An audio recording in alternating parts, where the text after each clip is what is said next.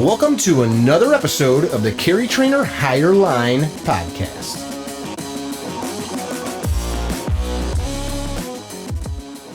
Hey guys, welcome to another episode of the Higher Line podcast. I've got a cool episode today. We've got retired, what's your designation in the Navy? Chief Corpsman. Okay, retired Chief Jim Rife. And Jim has kind of become a face that you may have seen in the last week or two on the internet.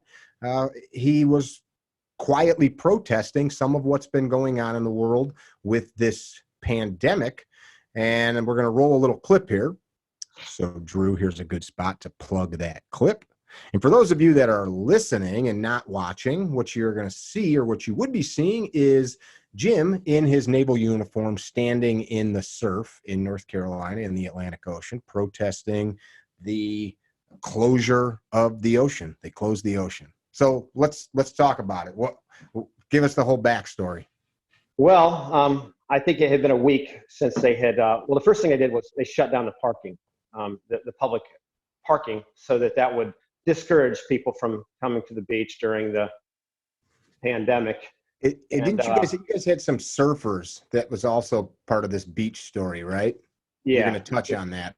Yes, I am. So they started that, and then the restrictions just kept, increasing and increasing to the point where they said no swimming, no surfing, no access to the water, except if you have a boat with a motor on it.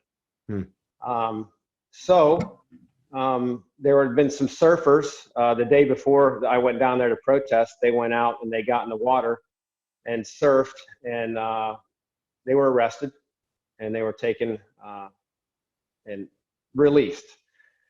And when I'd heard about that, I could not believe that they would actually arrest for surfing in the ocean.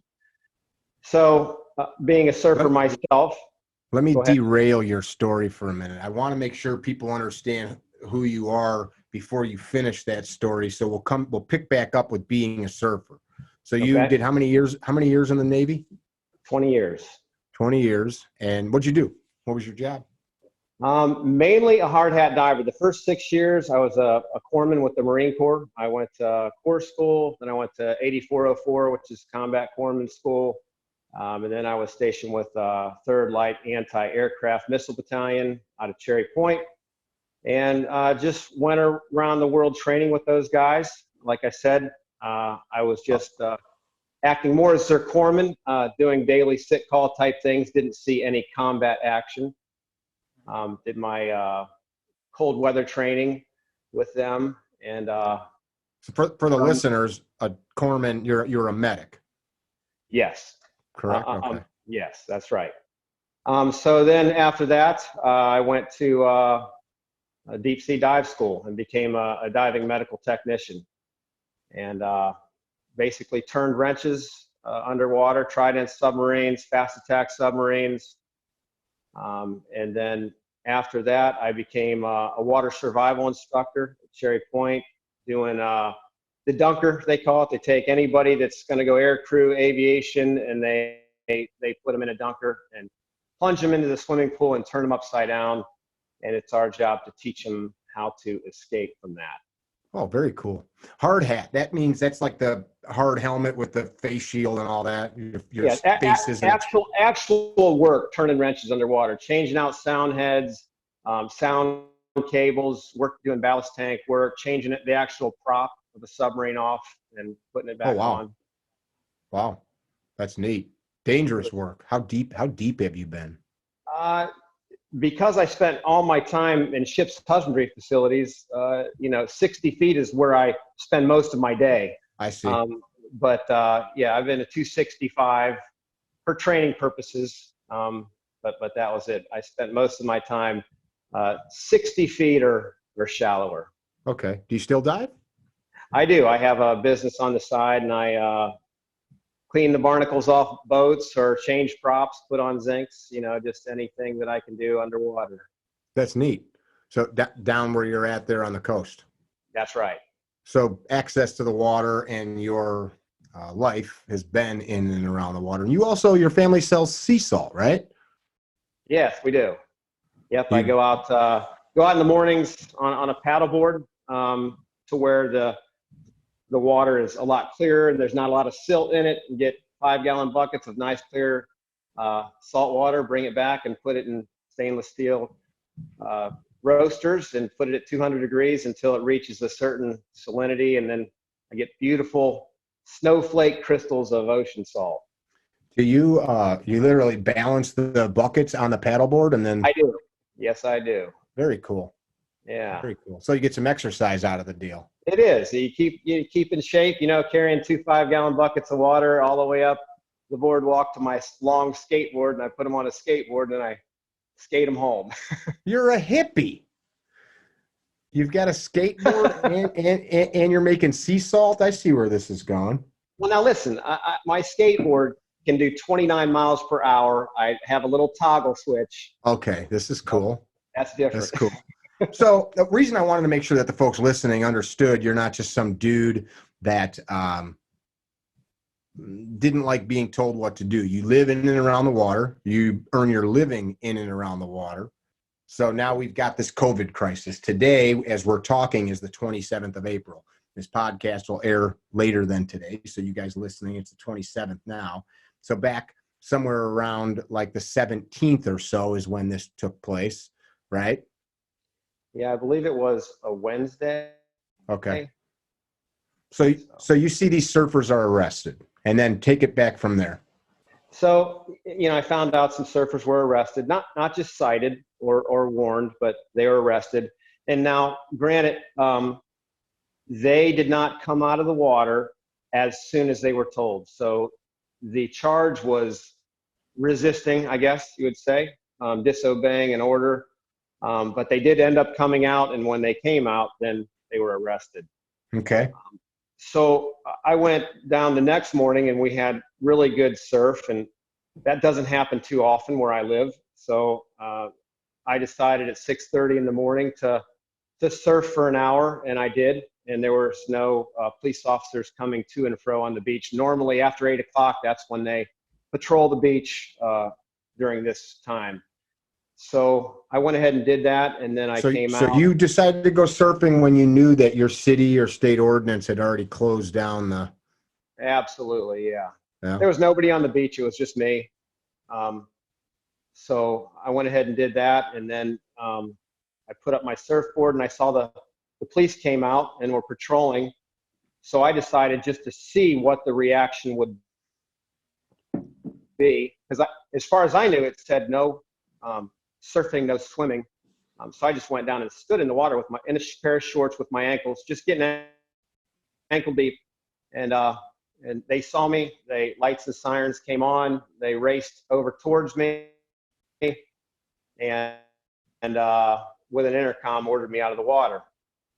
So I engaged with the police officer very respectfully, and I said, I was unaware that it was. I told him I wasn't swimming, and he said, "You're not allowed to touch the water." And I asked him what he thought about that. He said he'd been in law enforcement for 22 years. He said he did not agree with that order. He did not agree with that. I guess it was an order, law. I don't know how that comes down, policy, but he was there to enforce it. So it was then when I started thinking a lot of things. I have looked at a lot of things in the past. I watched thousands of men go to Virginia for the gun rally up there. Something that I wanted to participate in, but I had obligations with my family. As I told you before, I have a large family. So yeah. I was unable to do that. And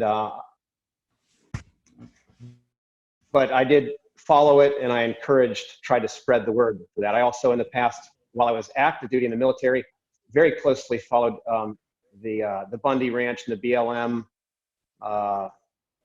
standoff that they had, and and these are just things that, at least from my point of view, from the information that I could study up and find, I thought that that would be something that I wanted to encourage taking a stand against things like that, going to Virginia, doing something like that. When you say But this was an opportunity, real local.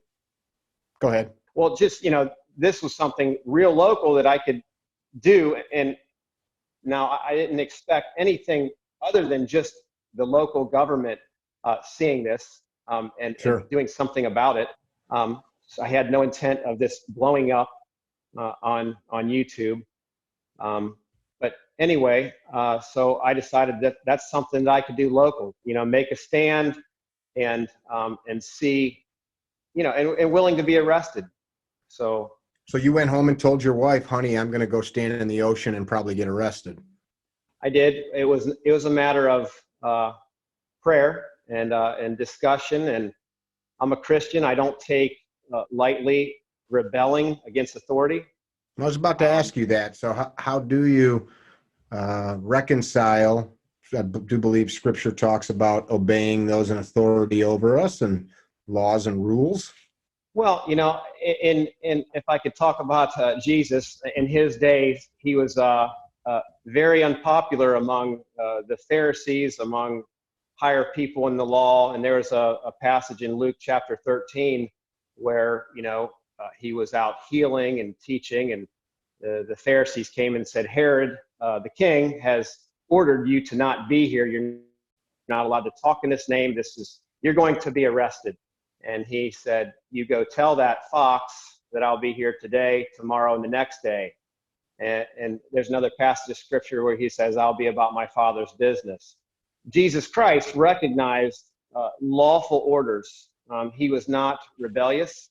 He recognized what is a good order. We all know that there is such a thing as an unlawful order and a lawful order. And he never went against God's law, but there were certain things that were unjust that he would go against, so to speak. Sure. So you felt you were able to reconcile with yourself, with your Christianity and understanding of the Constitution. You were able to reconcile what you did, going swimming. Yes, I think, yeah, I feel it was not against my convictions. Got it. So you decided to put your uniform on and go stand in the surf and just see what happens. Yes, and I did. I invited as many people. My son invited as many people that would like to come, and especially he reached out to the surfers that had been released so that they could come and watch and see what had happened. And when they came, I right up front told them there would be no profanity, no yelling at police officers, no disrespect towards the police officers. So you donned your uniform, your dress uniform. Donned my dress uniform. I made a sign up real quick that said "Land of the Free," and went down there and planted it on the beach, and just took 10 or 15 steps backwards into the ocean. And it wasn't but 10 minutes before the police officer arrived. And of course, he had an idea that something was going on, because there was probably 15, 20 people watching and filming. And then he got out of the vehicle and asked me to get out of the water. And or he said, what is it going to take for you to come out of the water? And I said, well, you're going to have to come get me out of the water.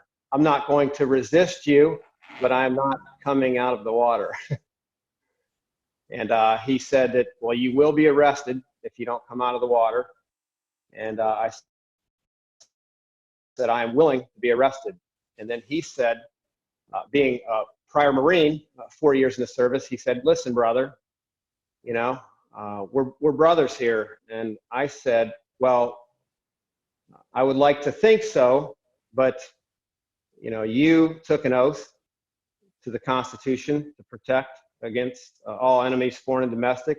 I took an oath, the same oath, and I'm standing here freely in the water, which I believe it to be my liberty. And you who already have agreed with me that the law is not right are willing to take me away from my family and arrest me.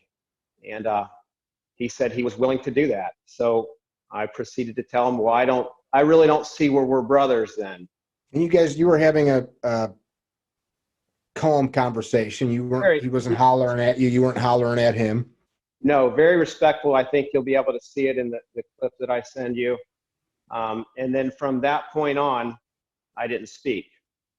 And he waited about 15 minutes, maybe 10 minutes, and then he called the chief of police, which I interviewed with this man 6 years ago to come on to the department and, to go through my BLET.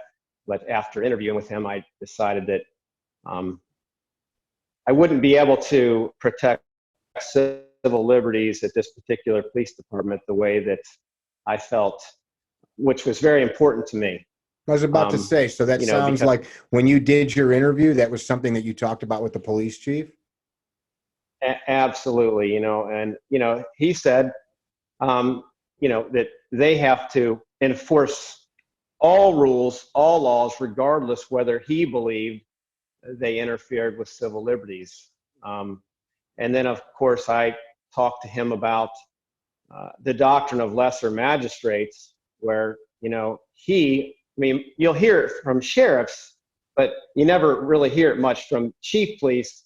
He has an obligation to uphold the Constitution when it varies against, or comes in conflict with civil liberties, I must interject something here, though, that there must be, and there always has been, the ability for the legislature and the courts to weigh in on these matters, because otherwise I could say, while committing murder, which is of course, very wide example here, an extreme example, well, this is my liberty to do so, right? This is my interpretation of the Constitution, or molest a child, or do some other heinous, horrible thing. So, of course, if it's always left to the interpretation of the individual, we would have a wide swath, and we do have a wide swath of what we interpret to be lawful and constitutional. At one point, you and I talked about this on the phone. The Constitution protected the ownership of other human beings. The Constitution limited voting only to somebody with a penis, right? That was our Constitution protected that at one point. So it is interesting, and I only mention this because sometimes I think we look at the Constitution as this thing that allows us to do certain things, and everybody nowadays is a constitutional scholar, it seems, right? Everybody has a degree earned through Facebook or something on the constitutionality of things. But I got a lot of friends in law enforcement, and one thing that comes up often is like seatbelt checks or safety checks. Right. And like in my state, I personally feel it's an unlawful stop, but my state constitution empowers the lawmakers to have drafted a bill, and actually our federal government is where a lot of that comes from, that empowers them to do that. So there's a conundrum there. Well, I understand that, and I'm not saying that the laws that have already been established and passed via the consent of the governed, the people, I have no problem following those laws. I would never, those laws I don't have a problem with. It's all the other arbitrary things that are decided very quickly with no voting, no science behind it. And, and those are the ones that I have, that I question. And the reason I'm posing these thoughts is I agree with what you did. I wish I would have been there to view it, but I think that it is important that we, from a lawmaking standpoint, your local city council knows, hey, if one guy goes and steps foot in the ocean, it's only a matter of a couple hours before this beach is full of people, and now they're having to disperse a crowd, right? I mean, that's probably the thought from the city council. It's not really like some mayor or city councilman is saying, I don't want Jim to go swimming. It's that they're trying to stop a beach of thousands of people, right? Yeah, I guess that'd be the case. I mean, they already did what I believe to be within the government's job or within their authority, and they closed their public parking. Hmm. They stopped the renting. But to go too much further, to say you can't get in the water Yeah. was just a very big overstep, in my opinion. I don't And disagree with you. I like to play devil's advocate and see both sides because sure, I firmly believe my personal philosophy, and people hate when I say this. I think most people in government, even if I hate what they're doing, I feel most of them think what they're doing is right. And I do think that. I think most of the people, even if it's something that goes against everything you and I believe, I think that people, for the most part, think that they're doing the right thing. They think you and I are just dumb rednecks or dumb hillbillies that just don't understand. You know what I mean? yeah. But I still do feel like that they genuinely, for the most part, there is some evil people that are just plain evil. But I think most of them think they're doing the right thing. They're stopping us all from dying of the COVID. Well, so last year at Emerald Isle, I don't want to misquote, but I believe we 8 people drowned prior to the lifeguard season opening up. The Okay. water was really bad. They posted signs, they lifted up the flags. 8 people still decided to go in the water. They made that choice. Right. And so what do you do? Do you shut the ocean down? I mean, there's just going to be, with freedom, the dangerous liberty that we have in this republic. I mean, you're going to have that type of thing. That Where really is the people, philosophical difference, I think. You and I think most of the people that listen to this podcast would understand liberty's a double-edged sword. And so you can't have both sides. If I'm allowed to go swimming in the ocean and drown, I also take the risk of drowning in the ocean.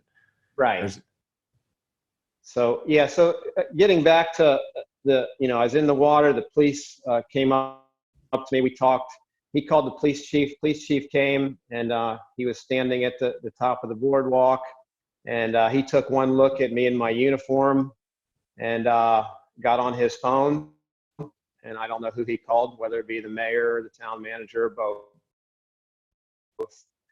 And within 5 minutes, he hung up his phone, walked down to me, and said, "Mr. Rife, you can stay in the water as long as you would like. Have a good day." And he turned around and walked away.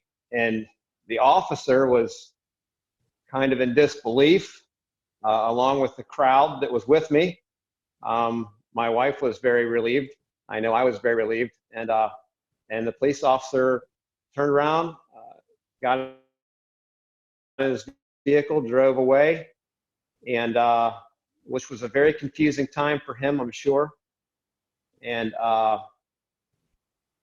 we just rejoiced. And an hour and a half later, the town sent an all hands bulletin out saying that the beach would be open back up within a couple days. and so now your beach has people out there swimming and surfing. It does, not a lot, just mainly locals. How do you feel about it? So And of course we have this conundrum where we've got this unknown COVID thing. Everybody, I've read something very interesting today, and it was a very well-written piece. And basically the premise of the author was none of us talking about this really know what we're talking about. Even friends of mine that are high-level medical professionals, they really don't know what they're talking about, only because we don't have data. We have little bits of data. Like people compare this thing to the flu. And I don't want to talk about COVID. I want to talk about what you're protesting against. But we can talk about the flu because we've got hundred years at least of data on the flu and what it does to people and how it works and all that, right? We don't sure. have that with this novel virus because novel means new. So it's easy for us to say, oh, it's just this or it's just that. But I mean, I'm reading things now where they're talking about kids having brain stem issues after catching this virus and other things like that. There's just not enough data. So when you have somebody might look at what you're doing and they say that Mr. Rife, he's dangerous. He wants to get people together where they could get infected. What do you think about that? Like, what's your comment to somebody that would have that thought? Liberty is dangerous. I think that was it Benjamin Franklin. Those that would trade liberty for safety will deserve neither. I don't see the government's role in the American Republic. This is my interpretation. The best thing to do is to educate a free people, let them make a determination on if you want to stay home and mask up and believe. There's a lot of fear out there. Not once has the media told us how can we ramp up our immune system, because we know that healthy people are doing very well in this, but they don't tell you how to, ramp up your immune system and fight this I must say, though, the media is not the government. The media is private corporations. I mean, this is a media outlet that we're on right now that's produced. Now, when I say the media, I'm talking about the mainstream canned media. Sure, but still, those are corporations owned by people like you and me. A lot more money, but it's people. So dangerous liberty is the individual. Is it not up to the individual to go educate themselves? Like, who tells the media what to put on their newscast or on their out on their streams? They do. Their board of directors, their owners, their CEO, right? Somebody at the top. Right. That's right. I mean, it always is. So that's the trade-off of dangerous liberty. And I get what you're saying, but like, if the individual doesn't want to go educate themselves to say, hey, this COVID thing's really scary. What are some things I can do to better myself? I can go surfing with Jim and get my immune system up and get some vitamin D. And although the sharks are scary down there. There's always sharks, that's another thing, that the media will do. Of course, to get people to watch, they need to say things like catastrophic. They need to say things like, when the hurricanes are coming, we had a shark bite, not a shark attack. It's just a bite, because they're always out there. A very little bite, but it was a shark attack. Everybody came out of the water. My kids didn't, because we know that there's sharks there 365, every day there's sharks there. You can take a drone up and you can see sharks everywhere. Sure. But the bottom line scary. They don't, sharks they're not hunting to eat us, but they might, accidentally and, depending just to see what you are, but then they leave you alone. They don't like. Which still sucks if the shark accidentally to see what I was bit me. Well, you think about that though. So you have these people on vacation for the 1 week out of the year they get, and they're so fearful they'll pull their kids out of the water for the entire time. Yet they'll they'll get in a vehicle, drive dangerously across the bridge to McDonald's, which we know what McDonald's does to a body. Sure. I mean, yeah, man. Over a long period of time. I've actually heard some people in Florida say that they need to do something about the sharks. Like, it's the ocean. Go back, go back to your pool, man. Well, that's what it leads to. How far are we willing to go? How much liberty do we give up? And never in, correct me if I'm wrong, but I want to say never in history has there been a quarantine of healthy people. I mean, it's always been herd immunity, Back in the days when I was a kid, chicken pox, you take your son down the road to get to chicken pox, so you are truly immune. You build up the antibodies. And I'm not trying, I don't know enough about COVID. Sure. And I guess that's the hard thing, is that people, if you don't know, like I've got some family members that don't like vaccines. If you study how many people are alive today because of measles vaccines, I mean, there were thousands of kids that died every year from the measles until we had a measles vaccine. And many people had the measles as kids, but many people had the measles and died too. So it's an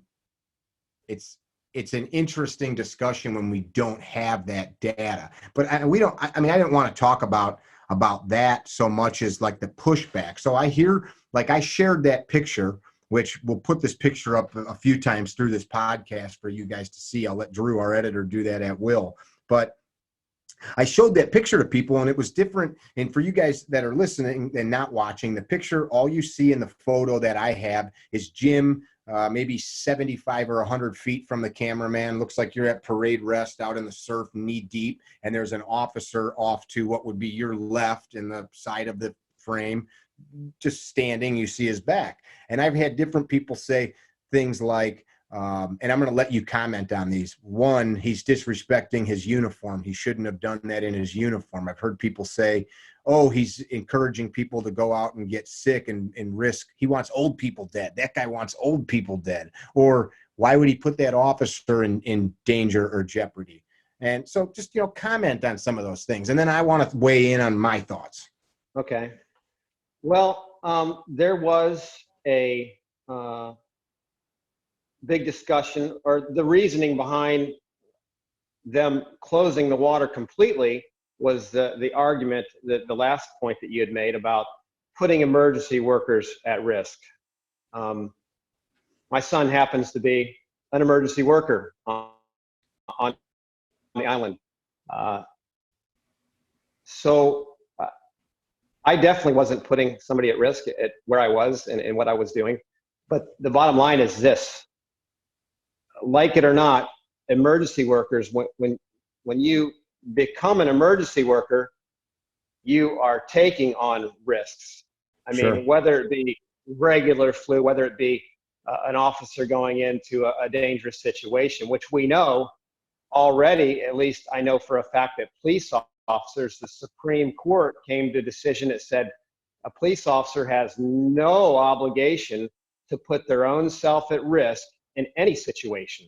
Sure. So even on the job. So therefore, with that Supreme Court decision, which is a whole nother issue, they can show up, and it's still their decision whether they're going to go out into the water if I happen to get caught in a rip current or something like that, to save me. So that, I just think that argument is not a good argument, just because, I mean, what should we do? Now that we know that with this quarantine, car vehicle fatalities has dropped by 50%. So let's just stay at home. Then, because when, these officers are going out, I mean, state troopers, it's the most dangerous thing is pulling over somebody on the side of the road when vehicle traffic's slamming by you. But now we ain't got a lot of traffic, so they're safer. So, I mean, that's the answer. Well, that's an interesting point. I want to just add that real quick. That's an interesting point. We mitigate risk where it's what we accept. When cars first came out, people that just saw them thought those dangerous, smoky, noisy contraptions. Now a horse walks in a parade and we see it poop in the street and we think, well, gross, who's going to clean that up? We're back in 1870, the New York or Chicago streets were solid horse poop. And so you accept certain things based on custom. And we would have never thought, oh my goodness, we're going to drive at 80 or 70 miles an hour, which was unheard of 100 years ago, coast to coast, or even just heading into work. It would be absurd. Now it would be absurd to tell us all the speed limits are going to be 15 miles an hour because people get killed less when the speed limits are 15 miles an hour. So I think what your point is there. I think it's very valid and something that the viewers should think about. We're being told, stay at home, put a mask on, wash your gloves, because it may protect you. Like you said, so would giving up your vehicle, giving up your roller skates, giving up deep water, deeper than 6 inches. Don't have any matches in your house. Don't buy any clothes that are made of anything other than cotton or hemp. There's all no guns. No guns. Guns, definitely. No guns, no ladders. We should all live in teepees. Yeah. We accept things because we like them and we accept the risk. Like you said, McDonald's. That's a great point. You're eating garbage that really has no benefit to your body. I mean, yes, there is nutritional value. I'd eat it over nothing if I was in that bad of a way, but you could spend the same $5 and get something else at the grocery store and be A-okay. Absolutely. Yeah. Right. So onto the uniform point. to me, everybody's going to have a different answer, I guess, or, differ on this. But I think, what better thing to wear my uniform to do? I mean, I swore an oath to defend the Constitution. It's a naval uniform. I don't represent, I represent the Constitution over the Navy, and I've seen people use and misuse the uniform in a lot of very dishonorable ways. Could you give me an example? I guess things like tail hook, things, going out in town in uniform, during, not that I hung out in party situations, but just. It would be okay if you did. Nobody here would judge you. Well, no, I'm just saying, I think it's been, I live across the street from a house full of young Marine officers, and they'll fly the Marine Corps flag, and they'll also be doing a lot of what I would consider dishonorable. I couldn't have my children outside just from the language and the nudity and all sorts of things that's going on as the night progresses. Where do you live? But anyway, I get you. I think it's a valid point. So sometimes people might say something because it sounds good. This is kind of what I'm gathering, but then maybe Marine Corps flag up on the mast with the American flag over the top of it, and then these guys are acting in a manner that maybe would be less than desirable if you were to describe the actions of a Marine. Well, and here's the outcome. The outcome is this: if I was breaking the law, that would be disrespectful, and I would have been arrested. If there was regardless, if I was arrested, I believe it would have been thrown out later on, because there's a lot of, because an attorney's going to tell you they can't arrest you for being in the water. Yeah. At least regardless of what has come down from the governor, they cannot do it, and I would be more than willing to represent you.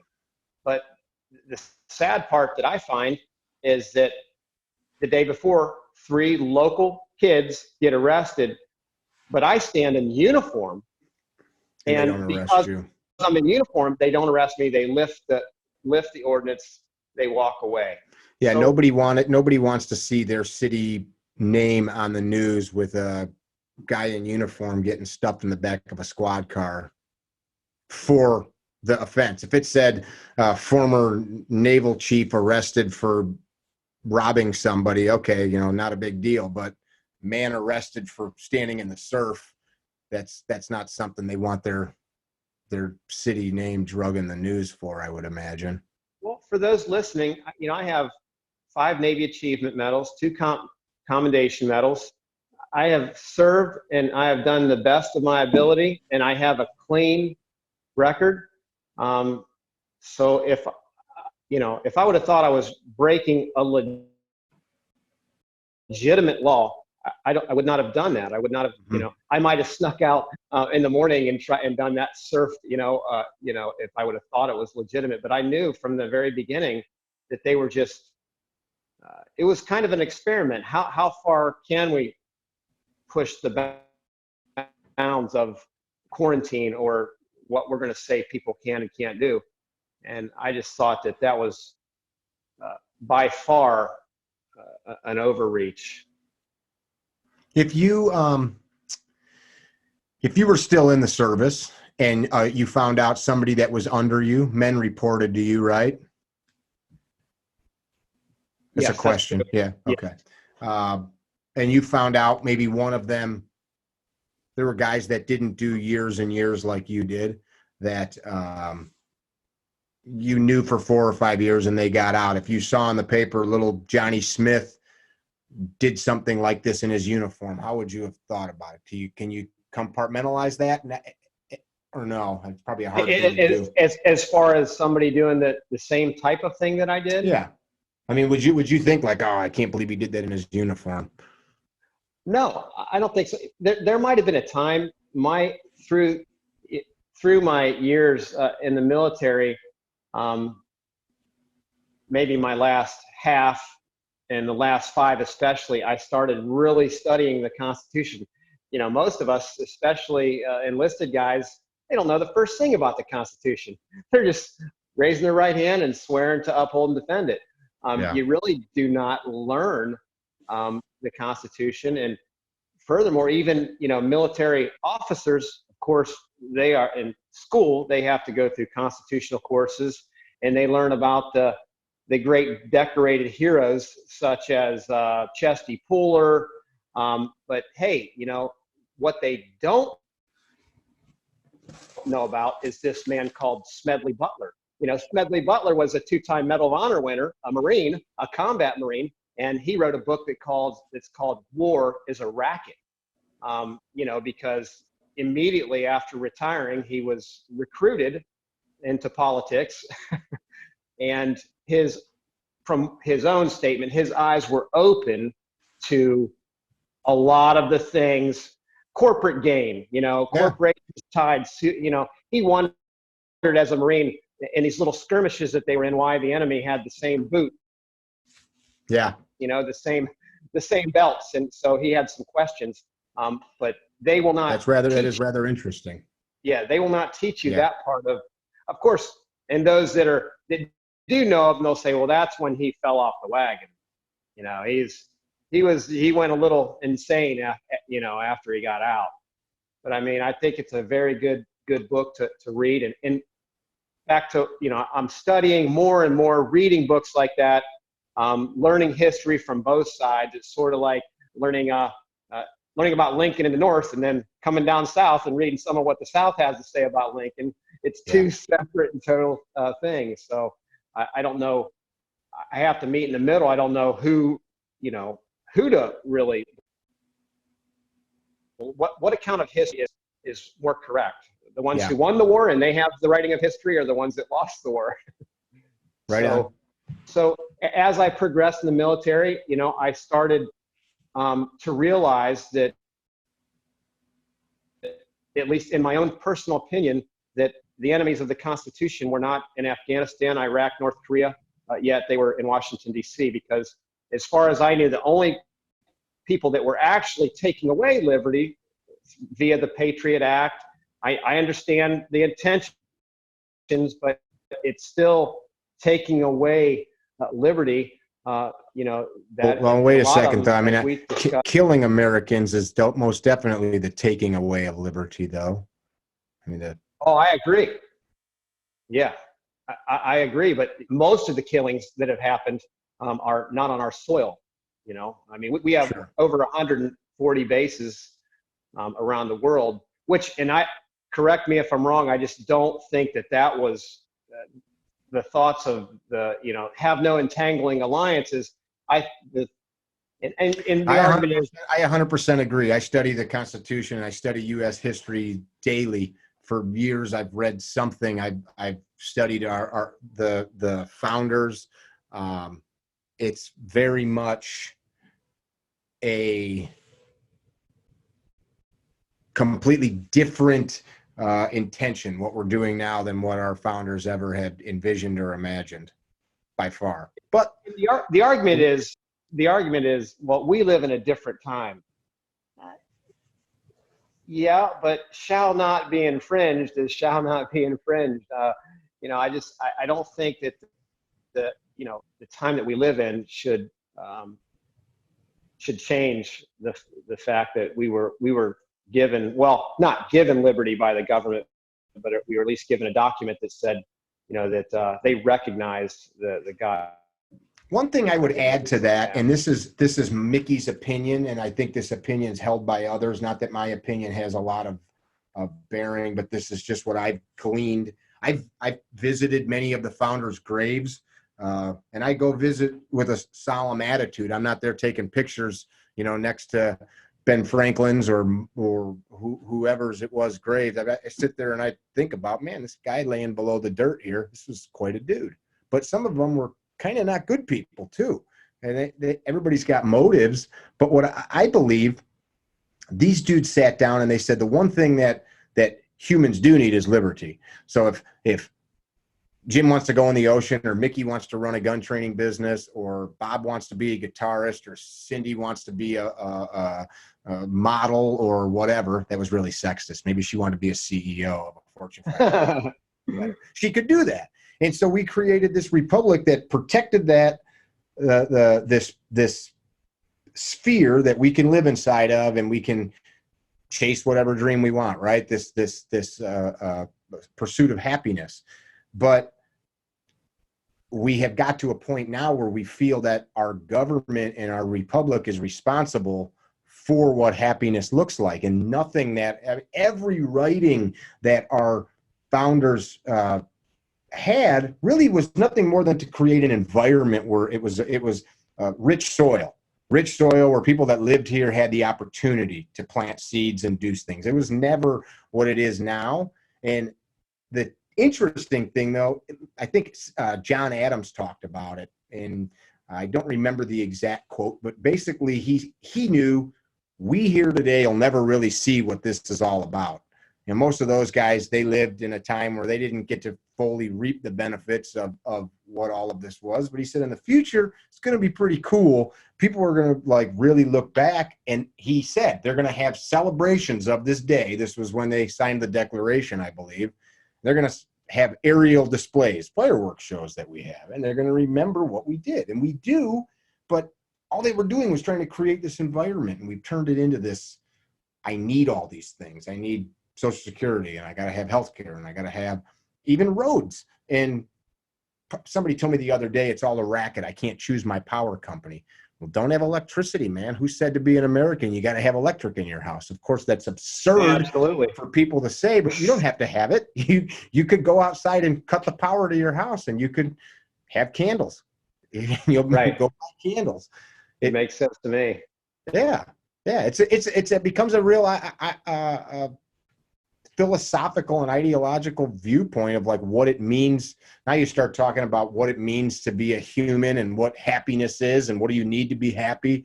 I'm sure you're pretty happy on your paddleboard out getting 10 gallons of water. Yeah, absolutely. Yeah. And so you were chasing that happiness, making sure you could do it by standing in the surf. Well, it's not just that. I mean, as a Christian, I feel that, we have examples of police officers ticketing churchgoers in Mississippi. And I think that if you don't stand up for something as small as stepping in the water, I mean, surely a government that can stop you from stepping in the ocean can tell you to stop meeting for Bible study. I feel that a lot of the restrictions that we have today that do decrease our liberty, that are an enemy of freedom, they're only there because our grandparents didn't stand up or their grandparents didn't stand up.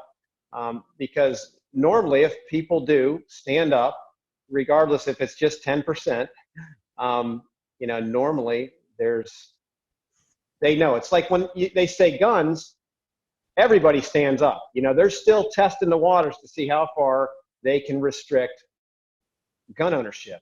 And where you're at, you took a stand. But, it's just, I believe that if you didn't take that stand or if people didn't gather together, then they would unjustly remove that from us. Who's they? The legislators. Okay. Which are representatives that we elect, though. I mean, these people don't put themselves there. Well, I will tell you this. I mean, with my, I guess I'm on an extreme side of things as far as, Bible believer. I have 11 children. I believe in You guys liberty. heard that right. He's got 11 babies. He didn't buy them either. They actually had them. Same wife.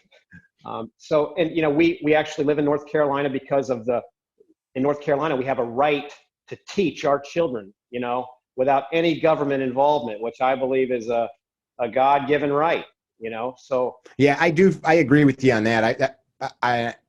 I do feel it is completely bizarre that we have passed all of the education of our children off to to each other, really, because that's what it is. I'm saying I trust you and him and her and her and her and him to educate my kids versus me. And that's a very bizarre thing that we've done. That's a shocking thing for a lot of people to hear that are listening, but really think about that. It is a very bizarre thing to hand your child off, your offspring, to strangers for 40% of their childhood, 30% of their childhood to be, and there's great experiences that come out of it too, culturally, relationship wise. There's all kinds of wonderful experiences, and there's tons of people that are products of the education system, by and large, many of them, but it still should be our right to how that goes down. Well, not just that. I mean, every dictator in the past has said, if I can control the education of the children, then we won't have to, they won't pick up arms. They'll come to us, Yeah. What changed the way a person thinks. Like my children, I teach them about capitalism. I teach them about liberty. I teach them that, printing dollar bills with no backing whatsoever it's not right. Which, by the way, has happened as far back as the 1700s. People think that was a new thing. Yeah, well, still to print, the pens were doing it. Keep going. So, yeah. So anyhow, my children have a whole different conversation with any of their friends that are in the school system that, of course, the school books are written or controlled by a certain portion of, I would say the more democratic portion of things. They have a lot of money in the educational system, and it becomes a platform for their for what they believe in. The evils of capitalism, whether it be that or anti-gun, socialism, and it's filtered down into the books that our children are reading and being taught. I've talked to a lot of teachers that, once again, that it's always the same. Well, I don't agree, but it's what I got to teach. That at all, but it's what I got to teach. Mm-hmm. I agree with you. Do you homeschool your kids? We do. Yeah. I was homeschooled for a large chunk of my life. I love my mother, to be honest. That education didn't do a lot for me. I did go to grade school for a number of years. My mom tried, but what it did do was I learned about gardening, farming, music, enjoying, going for walks, and those things you don't pay your bills with. But I also learned, because of not having a great education, we read a lot. And so part of it was I also hated school, whether it was at school or my mom teaching. I hated it. I hated every, there was not any bit of sitting at the kitchen table or being at a school that I wanted anything to do with. But I read like crazy. And so I realized if I want anything, I got to go get it. Nobody's giving it to me. So this podcast, nobody just hands you an audience of people. You got to go grind it and chase it. And this sea salt that you sell, you got to go paddle out into the ocean and get the water. If I was you, I'd just start getting like some Morton's solar salt and busting it up, save you some paddling. That's a joke, of course. No, I it's been, our experience with teaching the kids, about liberty and the importance of liberty. And it's nice to be able to, we can actually sit down as a family and watch, 4,000 or 5,000 men in Virginia, and we can, open up the Constitution and the Declaration of Independence and say, this is why these men are there. And this is the same type of spirit that caused the revolution, that caused the birth of America, and, and the recognition of the God-given freedoms that we have today. So, that's not something that they're going to get in public school. And by the time they get home, there's just not enough time to do that with the way things are. So I think it is. If I could add one thing to this discussion for anybody listening, I have what I have done trying to change any legislation or get people elected is pass on one simple truth. A republic is people. It's the work of people. So when we say us or them or those people, while it is hard to get somebody elected or to change a law or to, even on a local level, it takes work. You want to change a city ordinance about what time the park closes, or you name it, whatever it might be, trash pickup times. It requires you to get a bunch of people to your side of thinking and then go through whatever legislative process your locality or state or in a bigger level, the nation has. That takes work. The people that do the work are the ones that make the rules. So if you don't like it, either shut up or just keep being annoying and I won't listening, or I'll stop listening, or go do something. And voting's fine, but voting is just a minuscule portion because people say, well, there's nobody I want to vote for. Well, then you got to run a candidate. Or you talked about a candidate that you supported, but he didn't make it. And that sucks. But what if you and I and 50 of the guys that we know sat down collectively at a meeting place and said, okay, we support this candidate. We don't even know this guy, but we like him. How are we going to help him? And then eventually we'd get a hold of the campaign manager and we'd say, hey, we got these 50 dudes. They're motivated, man. Everybody's going to work like 10 hours a week on it. That's 500 hours a week of man hours, 15,000 hours a month or whatever. Is my math right? I think it is. That's tons of time. And that's what it takes. But then it's like, well, shit, I ain't got all that time. I got salt water to go get out of the ocean. You got bills to pay, skateboards to ride. Yeah. So we get to this point then where, I'm not going to do it. This is the part people hate. Everybody in office is doing that. They're working nasty hours. And I know people from local government to federal government, while we look and we say they're never in the office, they're only in Springfield or in your state capital or at City Hall so many hours. For those people to be in office requires so much junk none of us see, answering phone calls and emails and letters and going to old folks home and schools. And a lot of it might be fluff, but it's all part of the job. These people are working freaking 80 hours a week. So are their staff, usually for little pay. So a lot of us don't want to do that. But if you want to change something, and the founders did it, you stepping in the surf, I'm going to let you talk again, I think was perfect. Anybody that has a problem with it can send me an email and I'll argue with you on the phone on purpose. The Sons of Liberty, Sam Adams was one of them, went and dumped that tea in the harbor. That's the same thing. Sometimes when you don't agree, if you don't do something, you could have went and spray painted the side of the police station, said pigs, let them surf.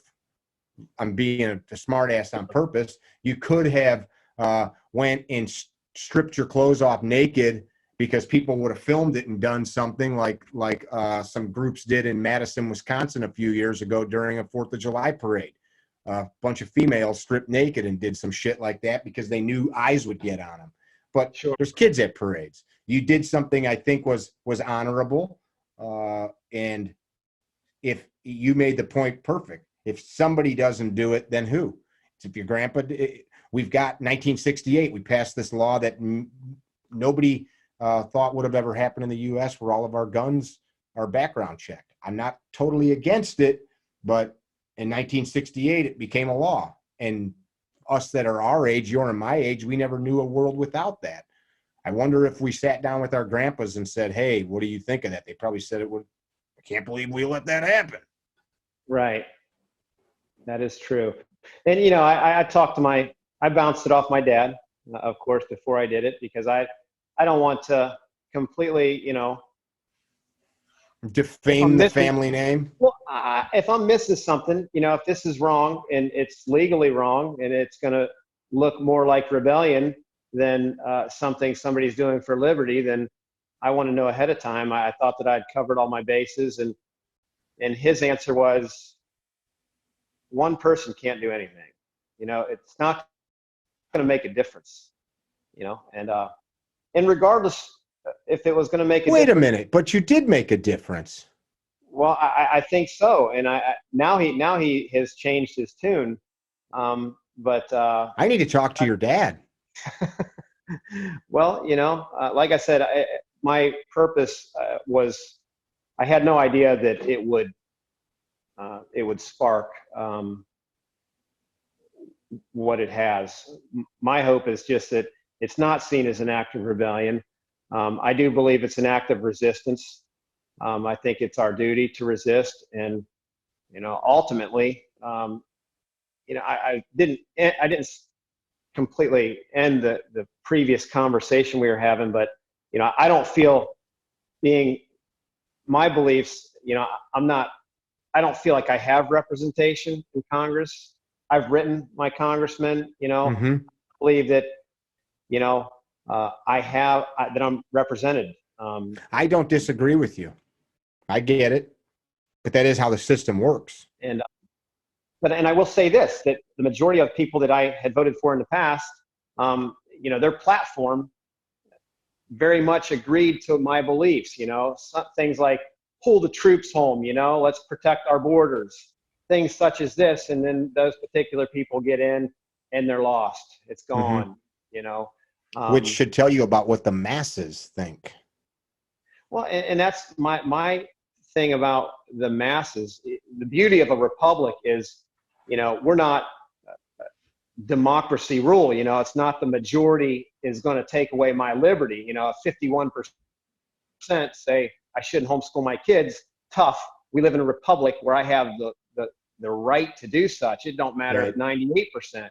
But now it seems as though we're getting to the point where they always say we're a democracy. They want to, vote against my liberty because there's more of them, more people, I should say, Sure. fellow neighbors that have been taught, indoctrinated that capitalism is bad.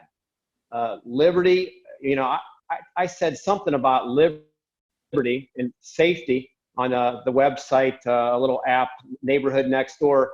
And this woman said I wanted to kill everybody. Was she referring to COVID? My liberty is going to kill. Yeah, exactly. My liberty is going to, kill everybody. And I just replied, well, just stay in your mask up, glove up. I'm not going to come within your personal space. Or that is starting to wear on my brain. People telling me that you've definitely spent the bulk of your adult life protecting the interests of American people. Now, all of a sudden, your expression of liberty is to kill them. I find it to be such an inane argument, and it's rather insulting. It's beyond insulting to me. People said that to me. Family members have said it to me. And it's like, how dare you? I've spent the better part of the last decade spending all my free time to work for freedom and liberty. Now I want to kill everybody. Like, it's mind numbing. Well, that's the same way. The argument goes with it. If we don't get rid of guns, if you're not for getting rid of guns, you're for all the deaths that happen from guns. It's the same whenever somebody says that to me, I said, tell me when you get a stable put up in the backyard and sell your car. That's the same thing. Don't ever hang Christmas lights, because more deaths happen off ladders every year than they do with guns. People just are nuts. Well, they've been taught that. I mean, that has to be a teaching, because it has nothing to do with statistics. It has nothing to do with reality. I mean, just like the debt that we're going into, it's mathematically unsustainable. Yeah. But people still say, we want more. Give us more money, and you can't argue with them with facts, because it is belief. It's faith. It's something that they've been taught that's just not true. I must say, though, that cultures, I've said it already in this discussion, it is okay for cultures to change. You probably don't enjoy alcohol. I do. But the Volstead Act, we banned the consumption of alcohol in the entire United States. I mean, that to me is, I don't partake in marijuana. To me, it's bizarre that the government, that we the people say you can distill this alcohol, you can ferment food, distill it, drink it, and alter your mental state, but you can't eat or smoke that green thing. But then there's so should we be able to do cocaine? Should we be able to, snort heroin? All of these things that we accept and don't accept. And it's cultures do change. Like I said earlier, we're not allowed to own people anymore. That's a good thing. Women can vote. That's a good thing. And that we're not chasing the indigenous people that lived in America anymore with cavalry and murdering them. That's a good thing. Like that, and that was totally normal. Like, oh, my grandpa Jim, he was a hero. He killed them Indians. That 150 years ago, you were a hero to do that, right? Right. So I don't know. I'm just a devil's advocate, but cultures do change. So I don't always look back and say, oh, what they thought or they did was so just and noble, because it always wasn't. I guess I have more of a libertarian mindset when it comes to. And now, granted, this has come over a period of years, but we have a very good, just law about hurting other people. Running your vehicle, whether it be running your vehicle into a family, or hurting somebody with your vehicle or with a weapon. It shouldn't matter. With a weapon, it shouldn't matter whether I hated that man and it becomes a hate crime, or if I just didn't like him, or it shouldn't matter if I kill a family going down the road, drive my vehicle because I chose to tie my shoe, or I'm smoking marijuana. I chose to take my eyes off the wheel, regardless whether it's alcohol or, the penalty should be the same, because we have laws that are in place to punish people that hurt other people, regardless of whether it's alcohol, texting, to make more laws. I know people that can text and drive probably better than driving alone itself. I'm not saying I'm an advocate for texting. I got you. I understand. There's some people can barely walk without bumping into things, and you have some friends that you're describing that have good spatial awareness and proprioception, and yeah. Well, I mean, there's guys that I know that have drywallers that drink alcohol for years, and they function better with, a big, huge drink of alcohol. I mean, and they drive with it. And I think they drive very safe, and I don't have a problem with them doing it unless they hit somebody. If they hit somebody, then they should be punished just like. And just for the listeners, you're not suggesting people should be drinking and driving. You're just saying that the crime is not drinking and driving. It's what happens when. Yes, I get what you're saying. Thank you.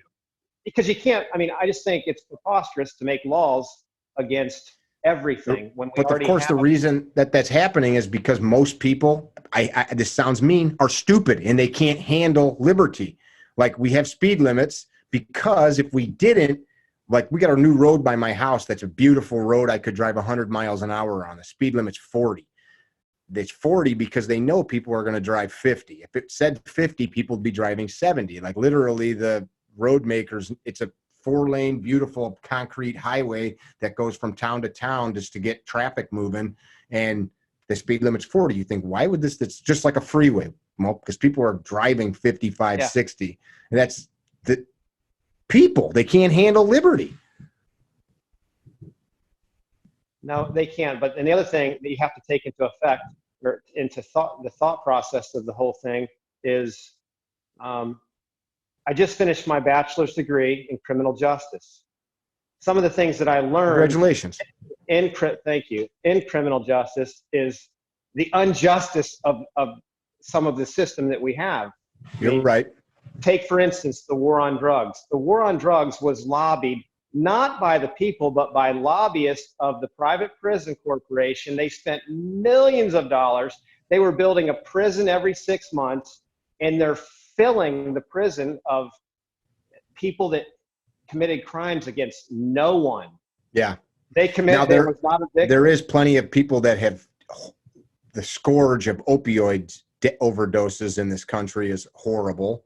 What happened in the 80s with crack, meth in the last 20 years. I mean, there's a lot of very horrible things that come out of drug usage, though.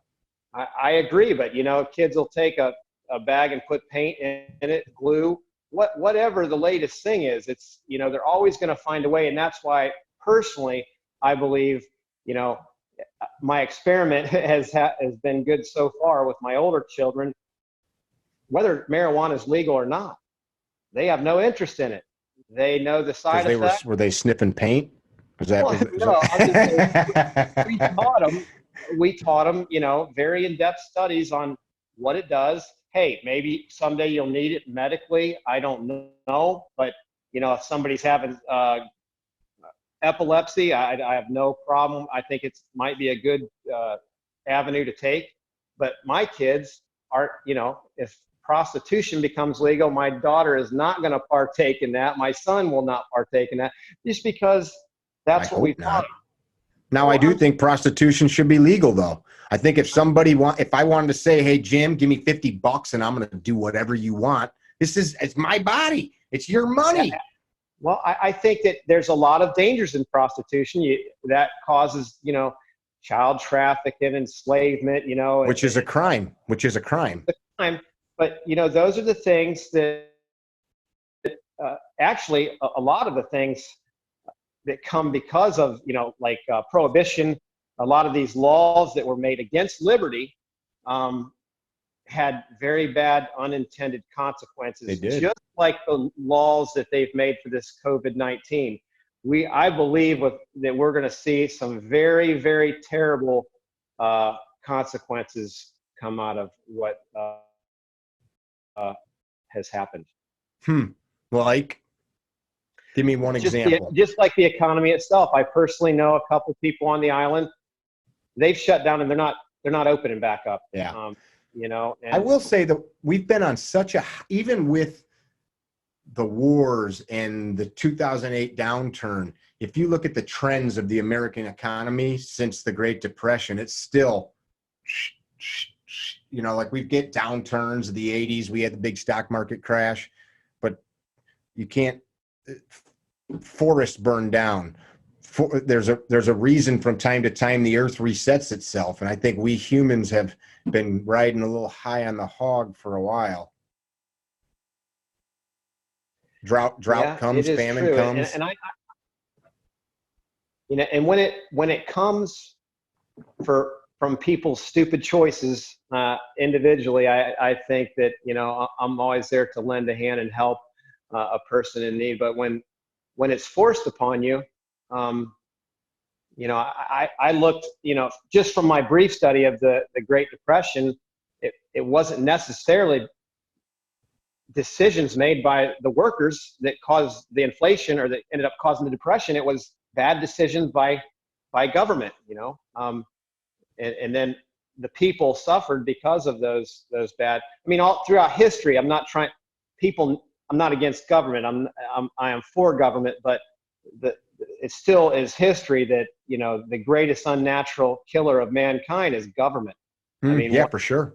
You know, and if people think that America is, you know, immune to that, I think that our founding fathers said, if we don't keep a good, what I would refer to as a chokehold around the government, if you release them just for a little bit, that we will no longer be represented, and it'll very quickly spiral out of control. I would add to that the government is still people. And there's a reason that 99% of the world is governed by the 1%. And it's an intelligence thing. People hate when I say this. It's an intelligence thing, and it's a work ethic thing. You're an entrepreneur. You taught your kids to be entrepreneurs. Most of us Americans are at the upper echelon of lifestyles for the whole planet. Internet, TV, hot water, clean water, vehicles, healthcare, backyards to grill food in, you know, all of these nice things, police departments, fire departments, nice roads, nice airports, nice schools, public parks, all that stuff. But all of it comes at the burden and cost of somebody creating. And like, don't buy from China. Okay, Mr. Don't buy from China guy, you going to stop going to Walmart? And are you now going to pay? My daughter worked for Red Wing Shoes. Red Wing Shoes, American shoe company. A pair of boots is $250 because they're made with a worker that makes $40 an hour instead of a kid sewing a shoe together that makes $5 a month or whatever. Well, I'm not paying $250. Okay, then you don't want that worker. You want that worker now to make $5 a week, because that's the way, that's the economics of how it works. And so there's never something for nothing. You know this. When I'm having these tangents, it's me talking to everybody, but we talk about the government, and this was my broad point. None of them are any smarter than anybody listening.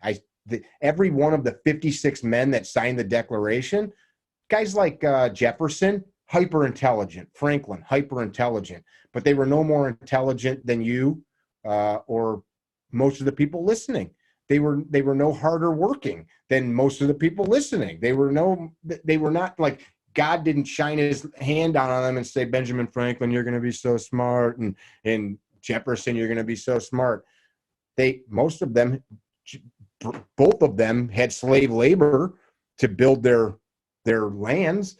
Jefferson had a grandfather and a father that had vast amounts of wealth.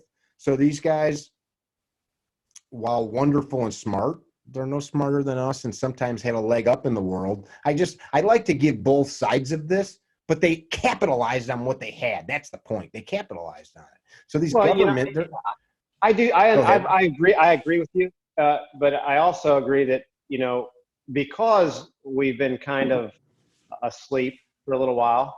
Yeah, man. I speak as the majority, that, we have, I don't need, what's the, drain the pool or drain the pond. The swamp. Yeah. And there's people, they've done nothing but politics. They're entrenched in that. They give it to family members. Who votes them back in every 2 years or 4 years or 6 years? Somebody's voting them back in. Somebody is voting them in, but the thing is, they are ill. I mean, let's just take, for instance, the country of California, the state of California. So, I think that more than 300, or they had 400,000 extra voters than were registered. I mean, they're doing things illegally that have been proven to be illegally, but they're still sitting in office. I mean, I can comment a little on that. We worked with some petitions with California's gun owners, and this is what I heard constantly. People are not showing up to do the work. They're not even wanting to come sign a petition. They're not even wanting to go online to sign a petition. And these are legitimate petitions, not like just, hey, sign this because I'm going to get the governor to do something. They were lawful petitions. Guys couldn't even get dudes to go online to protect their liberty by spending 5 minutes on the internet. Like I hear it every day. In Washington State, our friends from Radiant Weapons, AR manufacturer, state of Washington, Oregon, rather, I'm sorry, started to enact some very draconian laws. And they said, geez, we just moved our factory to this state. We just spent all this money to build this huge facility. It'll cost us $250,000 to pick up and leave and go to Idaho or Montana or some more friendly place. We could spend that money and fight. So we're going to spend it, because if we have to leave, we're writing a $250,000 check to pack all of our equipment up, and we got to get all new employees because not all of them are moving. That'll have a big cost. So they wrote a 6-figure check, and they put together, and this is, I talk about this because most gun companies don't do this. They write their check to NRA and National Shooting Sports Foundation, which are nice organizations. This Radiant Weapons, their two owners, the brothers, wrote a 6-figure check. They packed buses full of people. They put thousands of people into the Capitol in Oregon and won. They got this law reversed. They got tons of people together, smart dudes, business guys, hard workers. They literally stopped producing guns for like a couple months, and they took all their office staff and they said, we're going to freaking hammer in like a laser beam onto this problem and pound it to the dirt. And they did. And they did it at the expense of not being able to deliver products. So there was the trade-off of work versus profit. But what would most people say? Well, I can't not do it. And that's what has to happen. Like, pick a senator, any state, California, pick their shitty governor. I told this to you. We could make you the governor of you're in North Carolina. I apologize. We could get you to be the governor. It would take a lot of work. but we could do it. I could become the governor of Illinois. It would be very hard to do, but we could do it. And it might take, I mean, look up how many times Abraham Lincoln ran and never won any offices. It's like, it's ridiculous. It's like, man, this is a joke. This guy ran over and over and over for state government and never got in. But people quit too easy, and we blame it on them. I'm preaching to the choir here, but they don't. It is literally, it's a battle of wills. If I came to your coast, to your town, I would crush you in the sea salt business. I would crush you. I would be Mickey's Sea Salt, because that's how it's got to be. I really would. And I'd probably go into business with you and have a paddleboard. But it's just like business. There's only one Coca-Cola. There's only one McDonald's. There's only one Budweiser. There's only one Ford, because they just continue to pump energy into developing. Well, what did President Trump say? There's only two groups of people: predators and prey. It's true, man. He's a predator. That's true. So are you. Yeah, well, like I said, my hope is, and I would say one of the largest reasons that I did what I did is so my kids could see me putting feet to what I believe and actually doing something about it. And I figured I would be arrested. Kind of wish you were. Yeah. I tell you what, man, it gave me goosebumps listening to you tell me the story on the phone the other day. And you just said it. I imagine you'll be gone one day, and hopefully a great grandkid prints that out and frames it on the wall and says, that was my granddad or great granddad or my great uncle. What was he doing? Like, why was he in his uniform in the surf? And they tell that story. I mean, that's heavy duty stuff. Most of that stuff that we hear about in history, Rosa Parks on the bus, man. Of course, we're not suggesting that we understand what everybody that's ever been oppressed had, but something as simple as somebody standing up and saying, I'm not going to the back of the bus, shut the heck up. Or I'm stepping in my ocean. I'm so annoyed right now. I've got a road trip to go on, and all of these state national parks that I would normally stop and visit, they're closed. You're closing millions of acres of public land that we own. Like, what the heck? You did it. I appreciate that. Thank you for that. It sounds like nothing to some people, but it sounds like that silence of standing there. That was a bomb blast. Well, I hope, it's my hope that there would be if I could get an argument for why I shouldn't be in my uniform, I earned it. I paid for it. And I just think that it was that would be a great thing to do in uniform. But my goal is not to disrespect anybody. So, I understand. And I do feel bad for the police. The police officers take a lot of hate mail. I mean, thousands of hate messages. Bad hate messages. That type of thing. Well, why don't you speak on that for a second? Tell anybody listening how you would like them to respond or not respond to the officer. I think peaceful demonstrations. And of course, I spend a lot of time, locally talking with the police officers, so they know who I am. I know who they are. They know, that I believe in, liberty. I don't adhere to laws or, things that weren't made by the people, for the people, agreed by the people. And, I think they respect that. And, at the same time, there was a couple officers that stopped and talked with me the next day and the day after and said, I believe I'm going to be changing jobs because I can't morally enforce a law that I don't believe in myself, that it's not voted on. So, one of the officers said, I had told I was not going to go on the beach because I would not be put in that situation. There was only 3 officers in the department that would agree to go on the beach. So they agreed to do that. And I think that if they all would have stuck together and said no, that wouldn't be a good call, then I think that maybe we'd have had that never would have happened. 3 guys never would have been arrested. But, it's hard for me to say, that we're all in this together, because we're really not. The officers, they do not wear masks.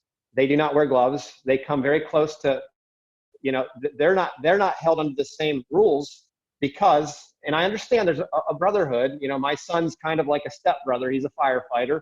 My dad was a firefighter, and there's just kind of different standards or rules for those that are without that. And they recognize my uniform. If I was just standing there without a uniform, I probably would have been arrested. But they recognize me as, oh, well, this guy's part of the, and I want them to see that civil liberties is for all of us, not just a specific group. And so, but my intention, I don't want, my last thing that I want is people to be violent or nasty or disrespectful to police officers. But I also want, at the same time, I don't know what the answer is. It's very easy for a sheriff to say, no, we're not going to do this. I really don't know what the implication is for a police officer. I don't know whether they're held to the same standards as a sheriff. I think that I just don't want, that's our battle. Our battle is not against police officers. It's against the legislation that's coming down that we are not, that we didn't vote on. Yeah. Well, that is the conundrum. When we did vote on it, in the sense that we allowed all of our states have these emergency powers acts. Our cities have them. And when we allowed our city council, our county government, our state, our federal government to create these emergency powers acts, we, the people, said, hey, we're going to give you this little emergency power thing to make emergency decisions. Yeah, I don't know what that looks like. I'm going to head over here and watch some TV. That's, we did vote on it. That's the part I think people don't like. We gave this arbitrary the executive order thing, that we talked about. I mean, I don't even know where, and of course, anytime there's a tragedy in America, behind the scenes, there's all kinds of executive orders being put into play that we have in fact, I believe that our president, Trump, was very surprised by losing his authority when he declared a state of emergency. He was following advice, but when he did, authority went directly to FEMA.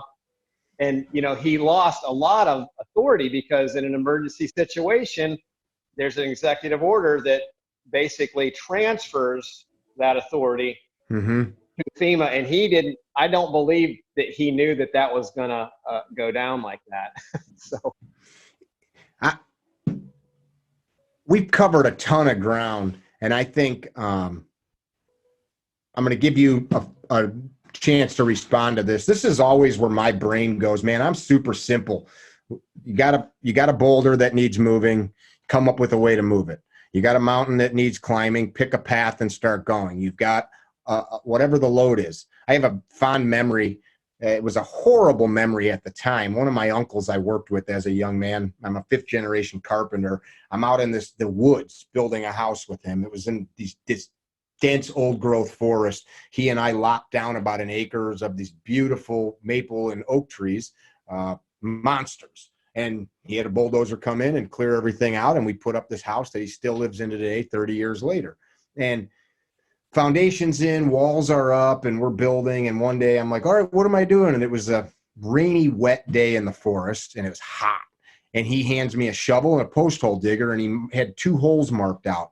They were like 36-inch holes that needed to go down about 6 feet. And anybody that's ever dug a hole, especially in the forest, that's a big hole. And I was just a kid.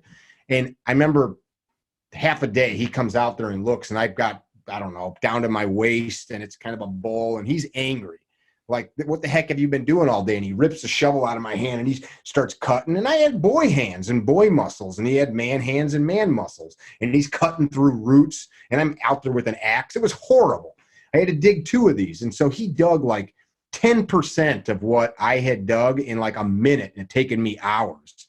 So he comes back at the end of the day, and I'm still not done. And he did some more, and he's angry, and he's throwing dirt out. Anyway, the moral of my story was I go to the house to this day, and these 2 holes are full of concrete, and they support this beautiful porch. They were ginormous concrete piers that we had to pour. And I look at them and I smile. I remember my hands being destroyed with calluses. And I remember thinking how much I hated digging. And I remember how much work he was able to do. And as a kid, I just thought, man, he's like attacking it, and he's just going.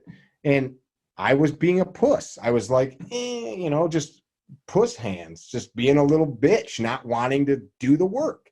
And that's what it comes down to. Do the work, don't do the work. Get a result or don't.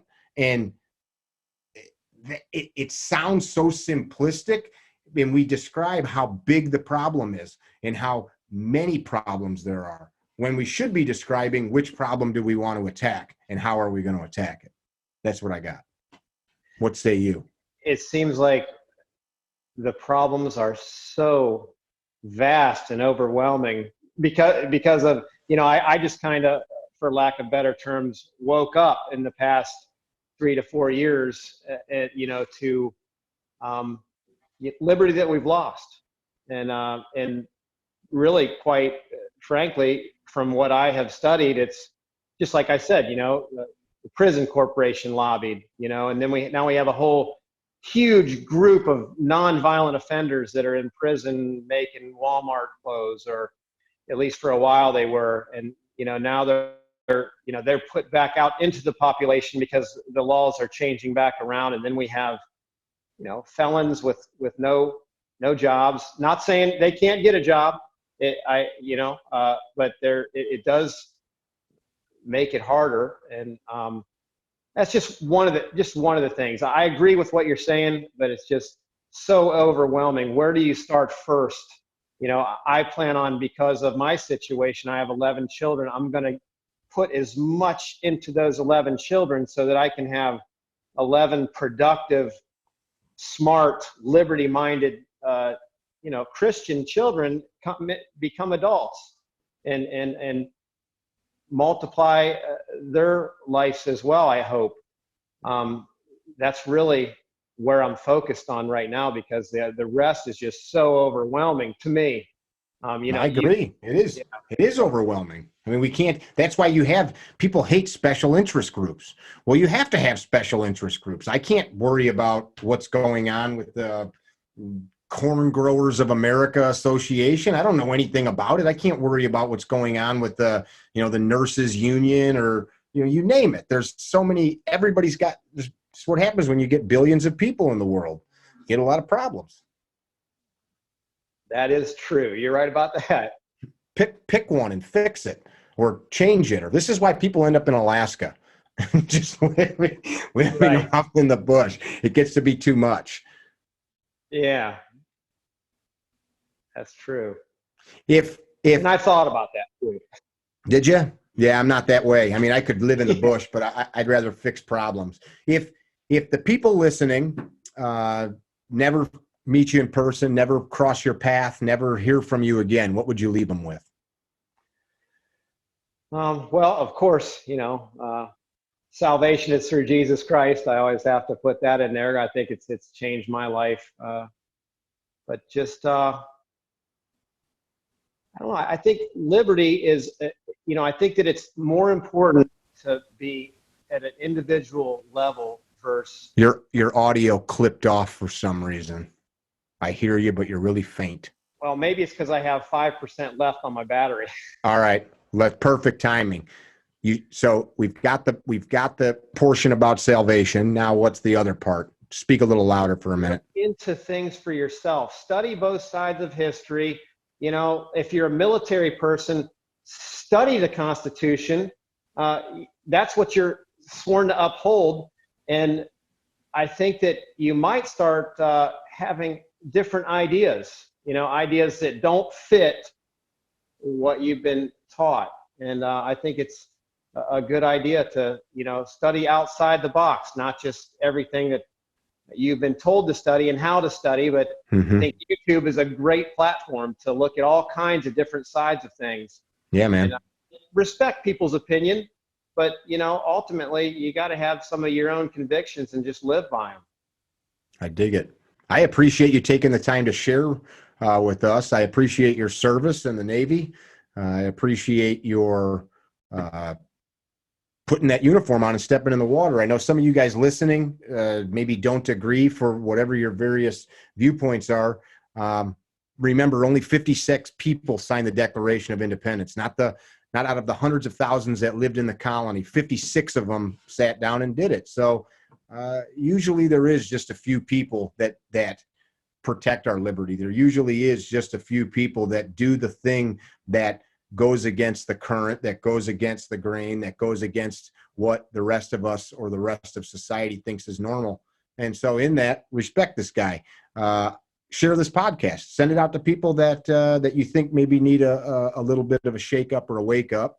And is there any way anybody can get a hold of you? You got a website, anything like that? Rifefamily.com, my last name. And then RIFE family.com. That's it. And can you buy your sea salt online? Absolutely. All right, I'm gonna have to order some. So is that on the website? It is. Oh, cool. So that's how we'll sign off. Buy some sea salt from the Carolina shore. Should be a country song.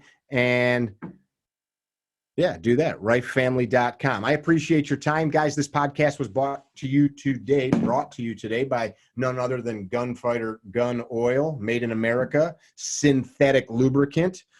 Don't get it in the ocean, though. It's not good. Jim, I appreciate you, and I appreciate your time.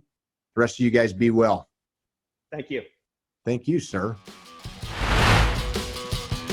Visit our website, CarryTrainer.com, for information about classes held throughout the U.S., CarryTrainer apparel, and upcoming projects. You can also email us at training@CarryTrainer.com for information about setting up your own private course or speaking engagement. Training@CarryTrainer.com or CarryTrainer.com.